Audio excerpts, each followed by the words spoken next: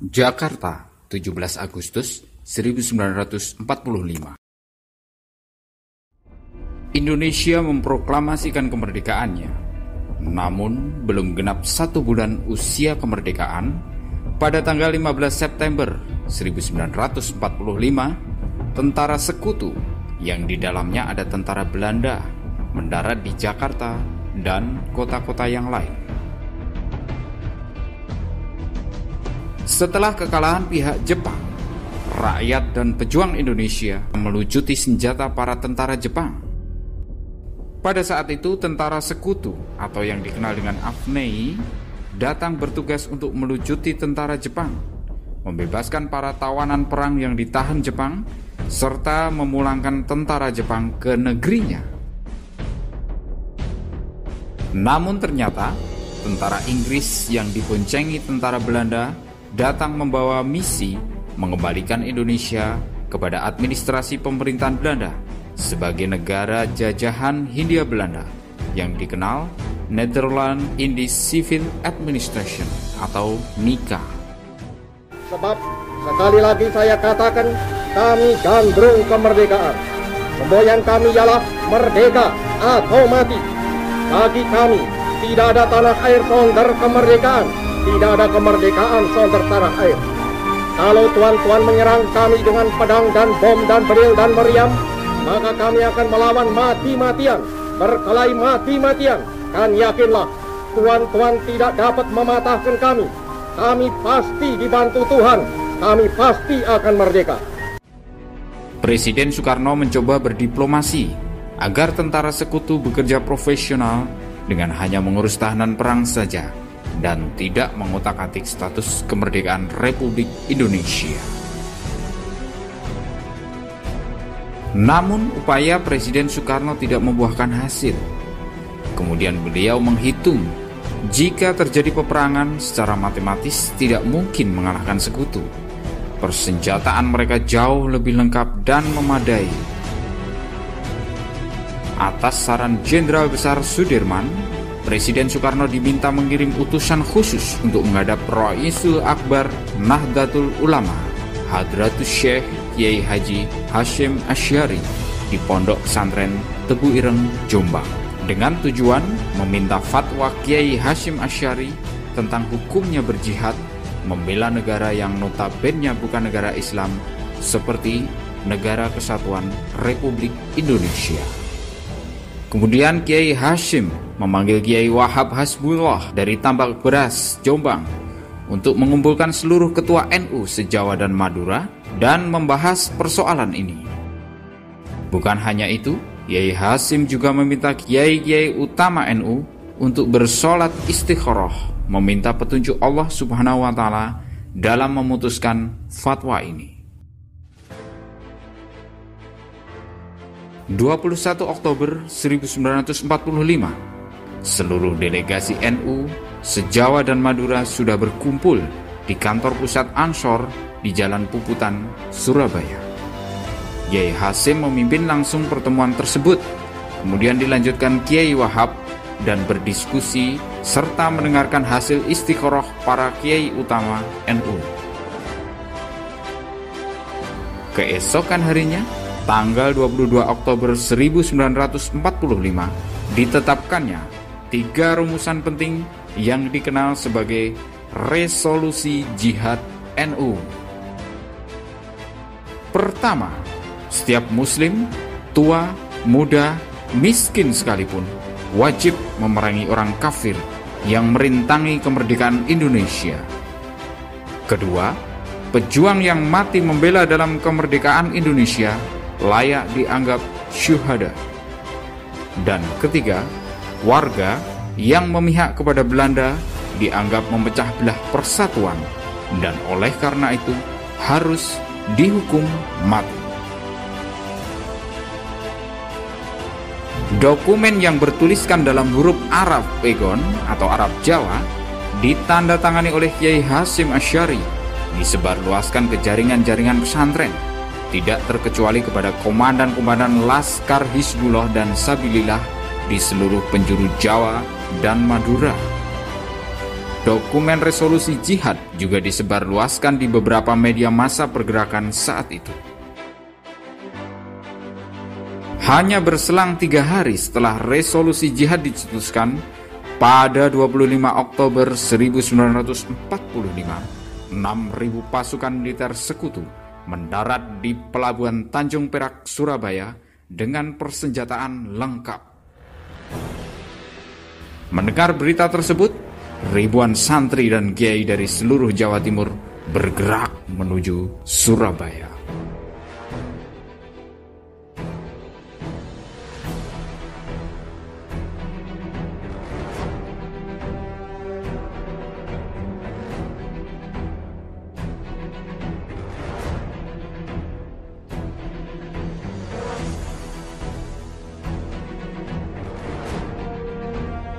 Pengibaran bendera Belanda tanpa persetujuan pemerintah RI di tingkat teratas Hotel Yamato menjadi pemicu awal meletuslah pertempuran pertama antara Indonesia melawan tentara Inggris dan sekutu yang sesumbar akan menguasai Surabaya dalam waktu 3 hari. Resolusi Jihad NU mampu memompa semangat perlawanan rakyat kepada penjajah. Situasi pun memanas hingga tak terkendali dan pertempuran besar pun terjadi.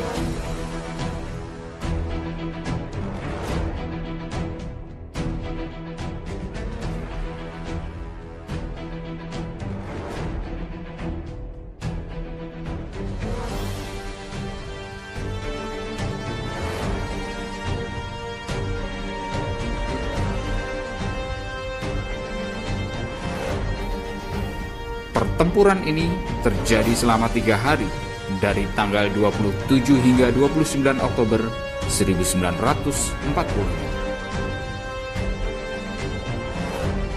Pada pertempuran ini tentara Inggris kewalahan dan mendapat banyak kerugian menghadapi perlawanan rakyat Jawa Timur. Mereka lantas mendatangkan Bung Karno untuk berdiplomasi dalam gencatan senjata.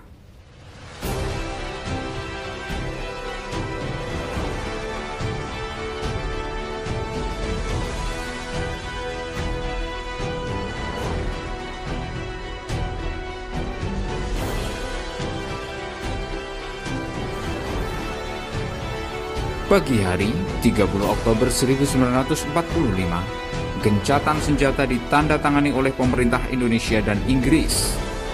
Namun, pada malam hari, sekitar pukul 20.30 waktu Indonesia Barat, mobil yang ditumpangi Brigadir Jenderal Malabi berpapasan dengan sekelompok milisi Indonesia yang ketika itu akan melewati Jembatan Merah.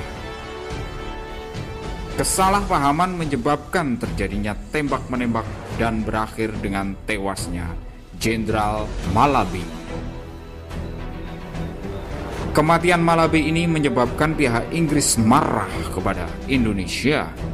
Pengganti Malabi yaitu Jenderal Robert Mansur mengeluarkan ultimatum untuk menyerahkan senjata paling lambat pada 10 November 1945 dan mengancam akan membumi hanguskan Surabaya jika tidak menyerahkan senjata.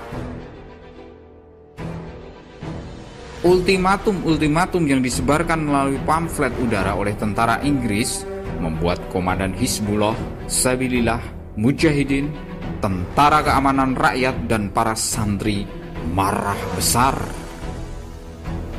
Seorang pemuda bernama Sutomo sowan menghadap Kiai Hasim untuk meminta izin menyiarkan resolusi jihad melalui siaran radio dan membangkitkan semangat rakyat Surabaya melawan penjajah.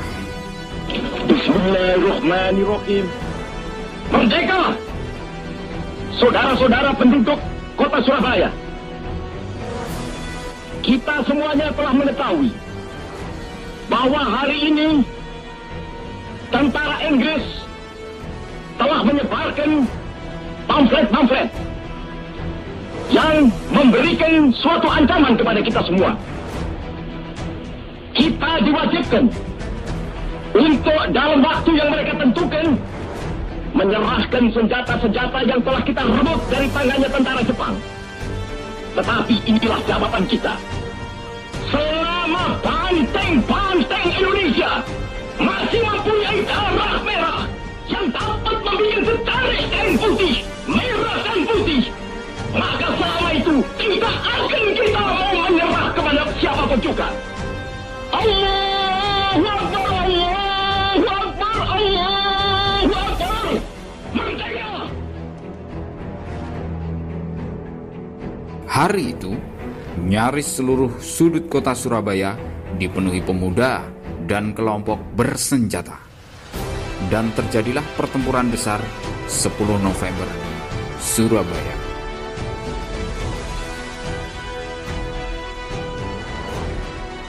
Pertempuran besar ini membuat malu para tentara Inggris karena sesumbar menguasai Surabaya dalam waktu 3 hari tidak terbukti.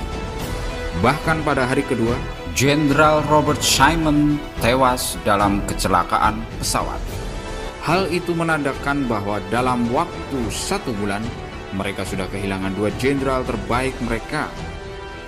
Dalam perang besar ini, takbir dan pekik merdeka selalu membahana, mengiringi perjuangan arek-arek Surabaya melawan penjajah selama 3 minggu. Pada saat itu 300 serdadu tentara Inggris yang berasal dari India dan Pakistan membelot mendukung Indonesia. Setelah mereka tahu bahwa yang dilawannya adalah para kiai Islam dan santri yang sedang berjihad membela negaranya. Meski pada akhirnya Surabaya jatuh ke tentara Inggris, namun mereka menderita banyak sekali kerugian. Dari pihak Indonesia, setidaknya sekitar 16.000 pejuang gugur dalam pertempuran ini. 20.000 luka-luka dan 200.000 rakyat sipil mengungsi dari Surabaya. Korban dari pasukan Inggris dan India, kira-kira sejumlah 2.000 tentara tewas beserta 2 jenderal terbaik mereka dan 2.000 tentara lainnya luka-luka. Pertempuran berdarah di Surabaya yang memakan ribuan korban jiwa tersebut telah menggerakkan perlawanan rakyat di seluruh Indonesia untuk melakukan perlawanan dalam rangka mempertahankan kemerdekaan Republik Indonesia. Banyaknya pejuang yang gugur dan rakyat sipil yang menjadi korban, maka pada hari 10 November ini dikenang sebagai Hari Pahlawan oleh Republik Indonesia hingga sekarang. Usai pertempuran ini, dukungan kepada Indonesia dari dunia internasional terhadap perjuangan kemerdekaan Indonesia semakin kuat. Belanda pun akhirnya tidak lagi memandang Republik sebagai kumpulan pengacau tanpa dukungan rakyat. Pertempuran ini juga meyakinkan Britania untuk mengambil sikap netral dalam Revolusi Nasional Indonesia. Beberapa tahun kemudian, Britania mendukung perjuangan Indonesia di Perserikatan Bangsa-Bangsa. Untuk bangsa Indonesia, tanggal 10 November diperingati setiap tahun sebagai Hari Pahlawan di Indonesia. Merdeka, merdeka, dan merdeka. Salam Bingkai Desa.